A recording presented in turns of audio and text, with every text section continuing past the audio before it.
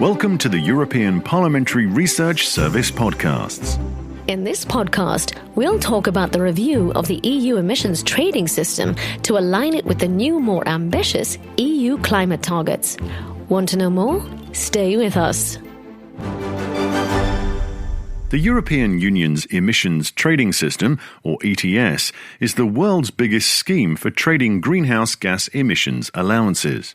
Launched in 2005, this cap-and-trade policy has gone through several reforms and is now in its fourth trading phase. It remains a cornerstone of the EU's policy to combat climate change and its key tool for reducing greenhouse gas emissions in a cost-effective way. It operates in all EU member states, as well as Iceland, Liechtenstein and Norway, regulating around 10,000 power plants and factories and covering over 40% of the EU's greenhouse gas emissions. That's right. And since 2012, it also covers the aviation sector. But how does the system work exactly? Well, the principle is simple. The EU sets a cap on the amount of greenhouse gas emissions that can be emitted each year, and companies need to hold allowance permits for every tonne of CO2 they emit per year. These permits or allowances are partly auctioned and partly given for free to industries at risk of carbon leakage, and they can be traded. To incentivize companies to become more energy efficient, the total cap decreases every year, and member states must use at least half of the revenues from auctioning allowances to fight climate change. To support energy-intensive industrial sectors and the electricity sector in their innovation and investment challenges, two new funds have been established. The Innovation Fund supports innovative low-carbon technologies in energy-intensive industries, carbon capture, use and storage of renewable energy, and energy storage. And the Modernization Fund, as the name suggests, supports the modernization of the electricity sector in the 10 poorest EU member states. The question is, has the system really worked? Here's Gregor Urbach from the European Parliamentary Research Service. Well, one thing is clear. The ETS has brought down emissions from power generation and energy-intensive industries by 43% in the past 16 years. The price for emission allowances has reached a level that makes it attractive to invest in renewable energies and energy efficiency. On the other hand, it's been very difficult to reduce emissions in sectors that are not under the ETS, like shipping, road transport and buildings. So there are criticisms, including over-allocation of permits, massive windfall profits for energy companies, price volatility, and failure to meet its goals. So in 2020, the European Parliament called on the Commission to review the ETS system to align it with the new climate targets, including reduction of the caps and the rules for allocation of free allowances, and to address the potential need for a carbon floor price. MEPs opposed the inclusion of road transport in the EU ETS, but supported that of the maritime sector, expressing reservations for the building sector. So the Commission got down to the task and came up with a proposal to review the system as part of its Fit for 55 package. Let's hear the Vice President of the European Commission, Frans Timmermans. Our current tools don't deliver enough. To reach at least 55% reduction in 2030, we need real incentives for change. We also need to generate the revenues to seriously invest in that change.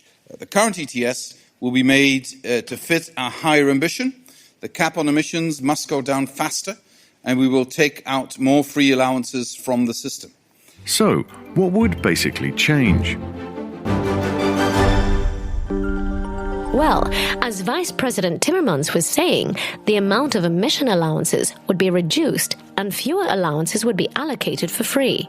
To prevent carbon leakage, that is, the risk that companies based in the EU could move carbon-intensive production abroad to take advantage of lax standards, a new carbon border adjustment mechanism will be introduced. This mechanism will equalise the price of carbon between domestic products and imports and ensure that the EU's climate objectives are not undermined by production relocating to countries with less ambitious policies. That's right. And from 2023, the ETS would be extended to maritime transport, covering emissions from large ships. Now, according to the Commission, all these measures would reduce emissions in the ETS sectors by 61% by 2030, compared to 2005 levels. That's a great prospect. But what else would change? Here's Vice President Timmermans. We also plan, as most of you have heard by now, a separate system for emissions trading in road transport and buildings. Politically, the choice we make today about road transport and buildings is a difficult one. But in terms of policy, so not in terms of politics, but in terms of policy, it's actually very simple. Because more of the same will not do it.